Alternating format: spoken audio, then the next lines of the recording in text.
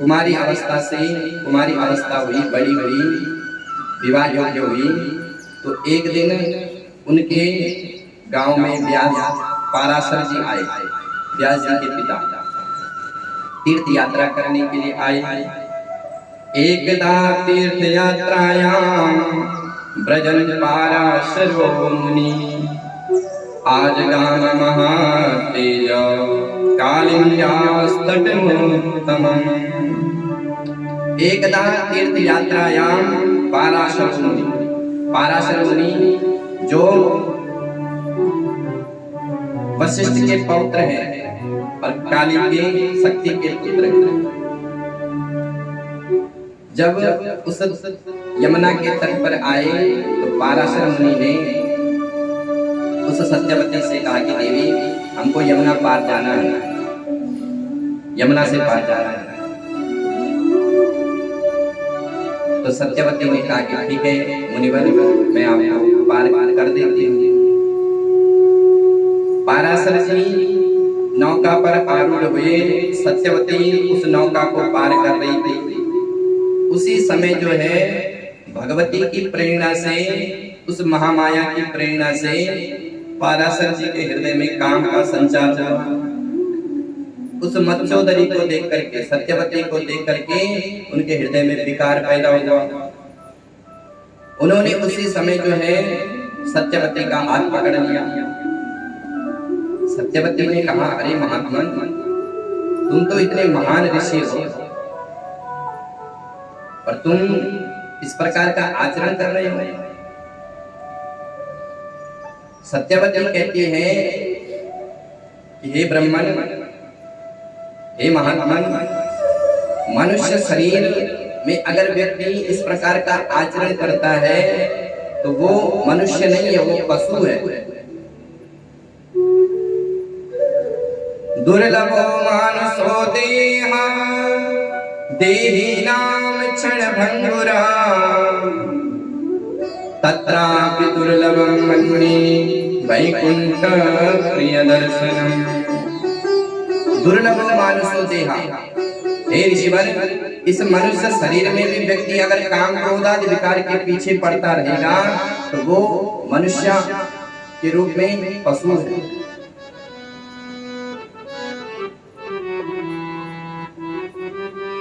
पाराशर जी ने कहा कि अरे देवी,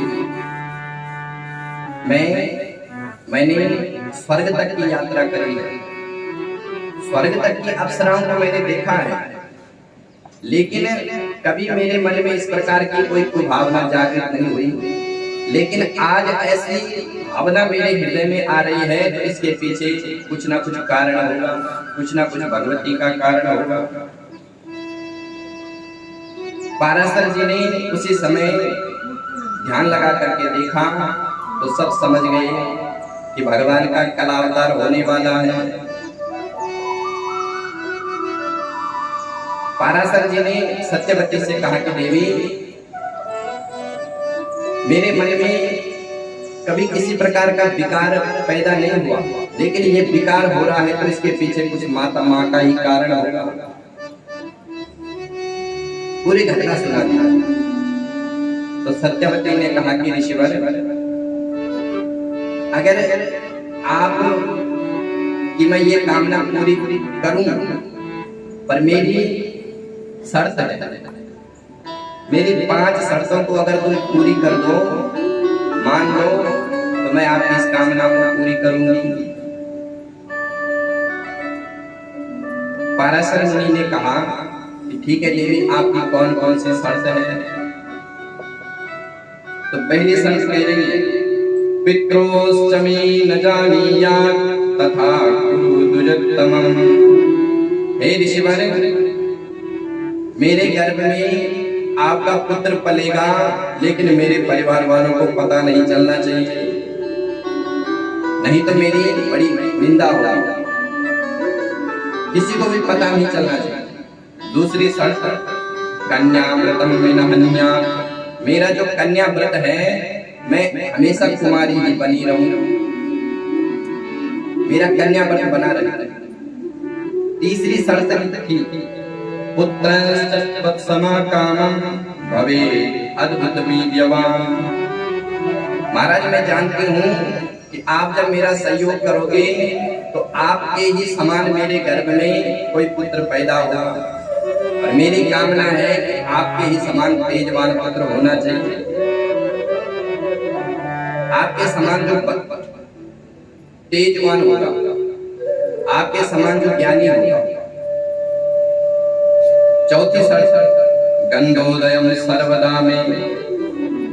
लोग मेरे को मत्स्यगंधा कहते हैं, लेकिन आज से आप मेरे को आशीर्वाद देंगे कि मेरे शरीर से दुर्गंध नहीं बल्कि सुगंध आएगी, और 1-2 किलोमीटर तक नहीं 13 किलोमीटर तक सुगंध आएगी।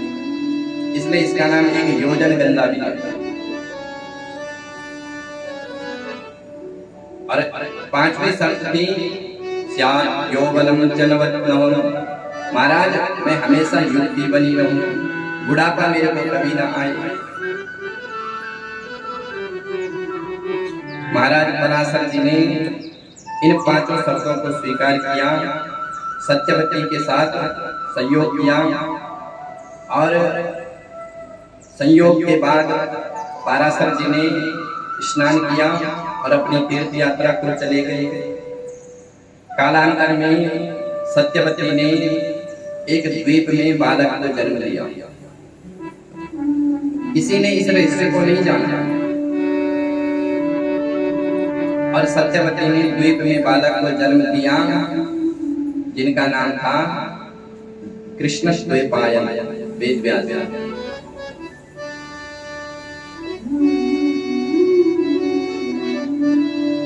कृष्णद्वैपायन भगवान श्री हरि की ये अंश अवतार है, कला अवतार है कृष्णद्वैपायन। व्यास जी ने 18 ग्रंथ लिखे, 18 पुराण, 4 वेद लिखे, और उन वेदों के जो अंग है, वेदों की जो संहिताएं हैं, वो अपने शिष्यों को सुनाई। सुमंत, जैमिनी, ऐन, वैशंपायन, अतिशय, दैवल आदि के ऋषि। श्री सूत जी कहते हैं, ऋषियों सत्यवती का विवाह बाद में शांतनु के साथ हुआ।